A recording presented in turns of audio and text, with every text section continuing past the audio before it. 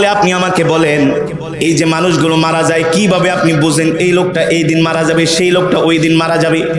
মালাকুল মউত বলে, গো আল্লাহর নবী, আল্লাহ তাআলার আরশে আজিমে যে আল্লাহর কুদরতি গাছ আছে, ওই গাছের মধ্যে যেই পাতার মধ্যে প্রত্যেকটা মানুষের নাম লেখা আছে, যে মানুষটা মারা যাবে, মারা যাবার 40 দিন আগে তার নামের পাতাটা আস্তে আস্তে করে হলুদ বর্ণ হতে থাকে। এই কারণে দেখবেন যে মানুষটা মারা যায় 40 দিন আগে তার কথাবার্তার একটা পরিবর্তন চলে আসে, তার মধ্যে একটা অন্যরকম সিমটম লক্ষ্য করা যায়। যেই মানুষটা মারা যাবে 40 দিন আগে থেকে সে টেনশনে পড়ে যায়। সাহাবায়ে কেরাম প্রশ্ন করলেন, ওগো আল্লাহর নবী, তাহলে কি আমরা বুঝতে পারবো না যে আমরা 40 দিন আগে মারা যাব? সাহাবায়ে কেরামদেরকে আল্লাহর নবী বললেন, যদি তোমরা নেককার হও তাহলে বুঝতে পারবা। আল্লাহু আকবার।